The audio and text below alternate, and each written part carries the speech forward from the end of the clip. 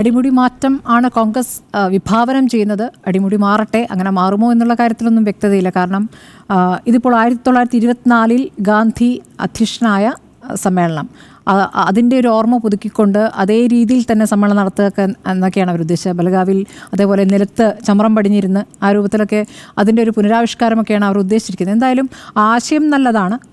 ജയ് ബാപ്പു, ജയ് ഭീം, ജയ് ഭരണഘടന എന്ന് പറയുന്ന ആശയം, അതിൽ ഊന്നിക്കൊണ്ടൊരു യാത്ര നടത്താൻ ഉദ്ദേശിക്കുന്നു എന്നുള്ളത്. കാരണം ഒരു യാത്ര കൊണ്ട് ജനങ്ങളിലേക്ക് എത്രത്തോളം ഇറങ്ങിച്ചെല്ലാൻ കഴിയുമെന്നുള്ളത് നേരത്തെ തന്നെ രാഹുൽ ഗാന്ധി കാണിച്ചു തന്നിട്ടുള്ളതാണ്. ഭാരത് ജോഡോ യാത്ര അത് കഴിഞ്ഞ ലോക്സഭാ തെരഞ്ഞെടുപ്പിൽ ഗുണം ചെയ്യുകയും ചെയ്തിട്ടുണ്ട്.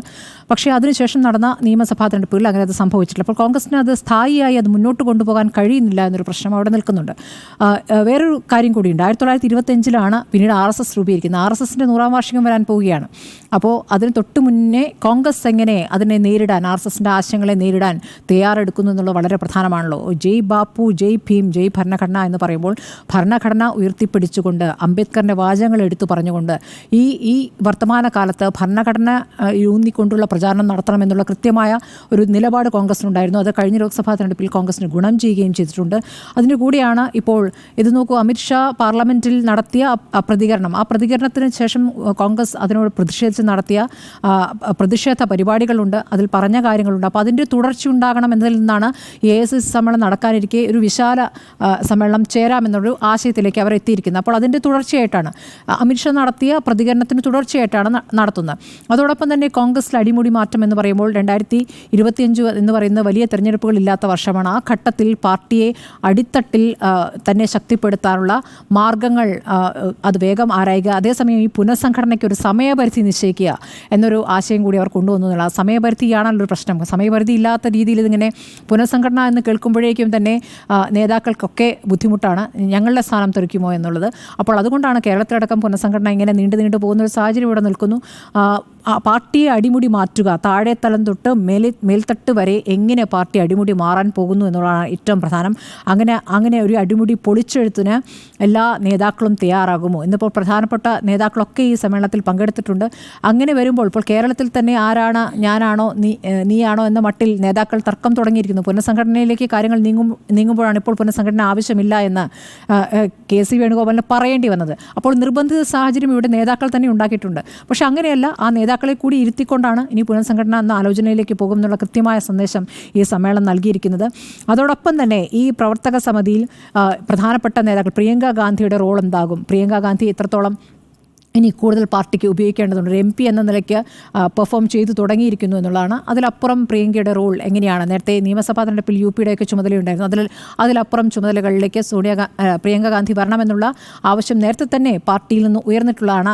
ഉദയ്പൂർ സമ്മേളനത്തിൽ, ഉദയ്പൂർ ശിബിരത്തിൽ പല കാര്യങ്ങളും ഇതുപോലെ തീരുമാനിച്ചു. അന്നും ഈ അടിമുടി മാറ്റമൊക്കെ അന്നത്തെ സമ്മേളനത്തിലും ആലോചിച്ചിരുന്നതാണ്. അതിൽ എത്ര കാര്യങ്ങൾ നടപ്പാക്കി എന്നൊരു വിലയിരുത്തൽ കൂടി ഇതിലുണ്ടായിട്ടുണ്ട്. പലതും നടപ്പാക്കിയിട്ടില്ല. അപ്പോൾ അതിലേക്ക് കൂടി പാർട്ടി പോകേണ്ടതുണ്ട്. അതിലപ്പുറം ഇന്ത്യ മുന്നണി, ആ മുന്നണിയിൽ കോൺഗ്രസിന് മറ്റു പാർട്ടികളെ എത്രത്തോളം ചേർത്ത് നിർത്താൻ പറ്റുന്നു എന്ന ചോദ്യം കൂടിയുണ്ടല്ലോ. ഇപ്പോൾ മമത ഇടഞ്ഞു നിൽക്കുന്ന മമതയെ എങ്ങനെയാണ് അനുനയിപ്പിക്കുക? അപ്പോൾ മഹാരാഷ്ട്രയിലെ തെരഞ്ഞെടുപ്പ് ശേഷം NCP എടുക്കുന്ന നിലപാട്, ലാലു പ്രസാദ് യാദവ് ഇപ്പോഴത്തെടുക്കുന്ന നിലപാട്, മമതയെ ഉയർത്തിക്കാട്ടിക്കൊണ്ട് അങ്ങനെയൊക്കെയുള്ള വിഷയം വരുമ്പോൾ, ഇപ്പോൾ ഡൽഹിയിൽ തെരഞ്ഞെടുപ്പ് വരാൻ നിൽക്കുമ്പോൾ ആം ആദ്മി പാർട്ടി ഒറ്റയ്ക്ക് മത്സരിക്കുമെന്ന് പറയുന്നു. ഇതൊക്കെ പുതിയ രാഷ്ട്രീയ സാഹചര്യത്തിൽ അതൊഴിവാക്കി എങ്ങനെ BJPയെ തോൽപ്പിക്കുക എന്ന ഒറ്റ ഉദ്ദേശത്തിൽ ഈ മുന്നണി രാഷ്ട്രീയത്തെ മുന്നോട്ട് കൊണ്ടുപോകുന്നതിൽ കോൺഗ്രസിന് ഒരു വലിയ റോള് വഹിക്കാനുണ്ട്.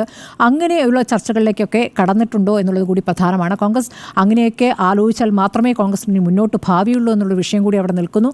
കോൺഗ്രസിൻ്റെ അടിത്തട്ടിൽ പാർട്ടിയില്ല എന്നുള്ളത് ഓരോ തെരഞ്ഞെടുപ്പ് കഴിയുമ്പോഴും പലപ്പോഴും അവർക്ക് ബോധ്യപ്പെട്ടുള്ളതാണ്. കേരളത്തിൽ തന്നെ തെരഞ്ഞെടുപ്പുമായി ബന്ധപ്പെട്ട് ഈ ഉപതെരഞ്ഞെടുപ്പുകളിൽ ഈ ഒരു പെട്ടെന്ന് നേതൃത്വം സജീവമായി അവിടെ എത്തുകയും അടിത്തട്ടിൽ മുതൽ പാർട്ടി ഒന്ന് ഉണർത്തിക്കൊണ്ടുവരാൻ ശ്രമം നടത്തുകയൊക്കെ ചെയ്യുമ്പോൾ പല സ്ഥലത്ത് അത് വിജയിച്ചു.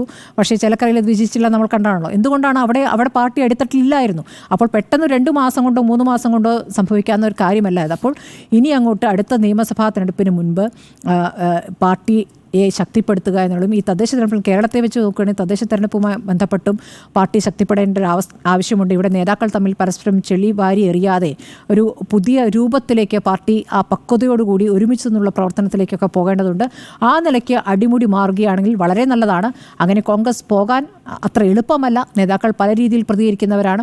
അപ്പോൾ മുഖ്യ ശത്രുവിനെ കണ്ടെത്തി പ്രതിപക്ഷത്തെ ഒന്നാകെ ഒരുമിപ്പിച്ച് നിർത്താനുള്ള ശക്തി കൂടി കോൺഗ്രസ് ആർജിക്കേണ്ടതുണ്ട്. അപ്പോൾ ആ നിലയ്ക്ക് മാറ്റങ്ങളിലേക്ക് കടക്കുന്നു, അല്ലെങ്കിൽ അത് ചർച്ചയ്ക്ക് വരുന്നു എന്നുള്ളത് തന്നെ പ്രതീക്ഷ നൽകുന്ന ഒരു കാര്യമാണ്.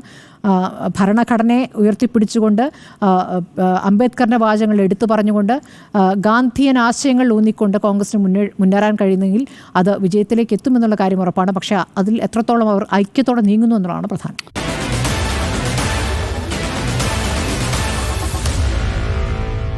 Meet the editors.